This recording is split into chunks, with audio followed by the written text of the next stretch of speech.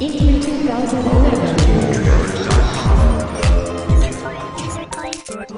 Well, there's some big news at E3 this year. Activision is back on the floor with a massive multimedia experience booth. I've heard about it. I haven't experienced it yet, but apparently it's something pretty cool. And right now to tell us about everything Activision is doing at E3 and later this year is the CEO, Eric Hirshberg. Eric, it's great to have you here live on Spike. Great to be here. Thanks for having me. So let's talk about Activision and what you guys are doing here at E3. Obviously, the big game for you is Call of Duty Modern Warfare 3 that we had on Spike yesterday a couple times with some demos. Tell us about that game, because I think there's obviously, from a gamer perspective, there have been a lot of questions about it. Infinity Ward has had a lot of changes. Now they're teamed up with Sledgehammer Games, which is the ex-Dead Space team. The demos were out there yesterday, but there's a lot of competition with EA and Battlefield 3. How do you think it's shaping up? I think the game looks incredible, and I think that the combination of Sledgehammer and Infinity Ward is kind of a 1 + 1 = 3 situation. There's the guys who essentially invented the genre and invented the franchise. And then, the guys from Sledgehammer are some pretty talented dudes who are bringing some new ideas, and it's just sparks are flying and good things are happening. And, the response we got, we opened up the Microsoft press conference yesterday with a harbor level and, got great reaction to that. And what we're hearing from the booth is, I just came from there and we ran our little, Modern Warfare 3 show, and there was spontaneous applause. Which is pretty unusual in a booth. It's epic action. So you mentioned it's Infinity Ward, the guys that created, the genre. I mean, how much of Infinity Ward is still left there? Because there are obviously a lot of, rumors that most of the team's not there anymore. Yeah, I started with Activision after everything you're referring to happened, and so all I can comment on is the people who I'm working with today, which is one of the most just dazzlingly creative groups of people I've ever met, and some of the best in the world at what they do. And anyone who thinks that this isn't the real Infinity Ward is wrong, and I think the proof will be in the pudding. All right, well, you've shown a couple demos now, so the gameplay is out there for people to judge. We had John Riccitiello here earlier, though, and he's talking about the greatest battle in video game history happening this holiday season between Battlefield 3 and Modern Warfare 3. A lot of gamers are saying they think Battlefield 3 looks, next generation, a step beyond Modern Warfare. I'm sure you disagree.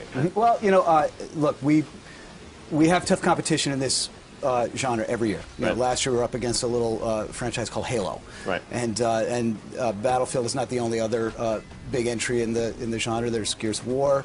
We love good competition. I think the more good games there are out there, the better it is for everybody. But I have all the confidence in the world that what we're going to put out with Call of Duty Modern Warfare 3 is going to be amazing and an incredible experience and will not disappoint.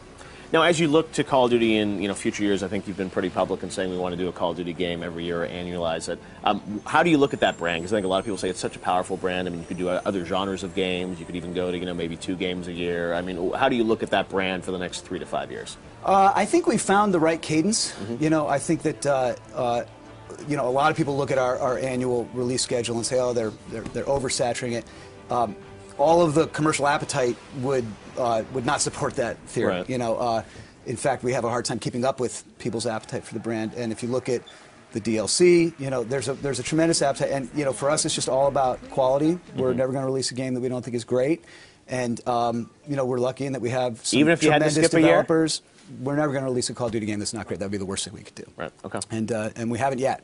And it's a unique franchise in that it's been in existence 7 years. It's grown every single year of its existence. There's not many entertainment franchises that can say that, let alone gaming franchises. Now, every year, exactly. It was like Modern Warfare 2, then Black Ops, and just keep beating records. So it's great for the business. It's great for the business. The franchise does so well. And, of course, multiplayer is a big part of that. Huge. You guys announced last week a new service called Call of Duty Elite that will be coming out. And I think there's a lot of confusion amongst the gamers about that service when it was announced, because there was a Wall Street Journal story that said it was a subscription service. And I think people are confused. So we wanted to give you an opportunity to sort of set the record straight about what Elite is, because you're not charging for multiplayer, and you're saying you're only adding services on top. And some of those services may actually be free still, right? You haven't decided what you're going to charge for? Yeah, I don't think I'm not sure whether it's confusion or disbelief. I think that the rumors were so rampant that we were going to start charging a subscription just to play multiplayer. That everyone assumed that's what we were going to do. Everybody was saying that but us. And we've actually been on the record a number of times saying that we have no plans to do that, and that we think the core value proposition of buying the disc and getting a great campaign mode, a great multiplayer mode, a great Spec Ops, and then the ability to buy DLC throughout the year is the core value proposition. We're not changing that, and Call of Duty Elite doesn't change that. If you want to keep playing Call of Duty... You're not taking anything away from anyone. We're not taking anything away. And a healthy percentage of Call of Duty Elite services will be free, and we think the free portion of Elite alone Right. will be the best free service in the industry. And the reason we think that it's got more features, some of them are industry firsts, and that's just the free part. Now, there will be a premium membership, and the reason there's a little bit of confusion is that we had a tough choice to make. With a service like this, we really wanted to do a beta. I think it would have been foolish for us to launch it without testing it at scale, getting the bugs out before we officially launched it. In order to launch it, we're launching it using the Black Ops multiplayer community. But Right. the service was really designed to be deeply integrated as a part of MW3. Right. So a lot of the most innovative services aren't demonstrable yet. Okay. And they won't be until we get closer to launch. So we had a choice between launching the service incomplete and doing the beta, or not releasing it until launch and risking, having a few bugs, when we got it up to scale. So in beta, it's not going to cost you anything, right? The beta is free. Okay. Free to all. So the first And- time people would ever be charged would be sort of November, December. and time. that's only if they choose. Right. If people don't want to join the premium subscription, Yeah.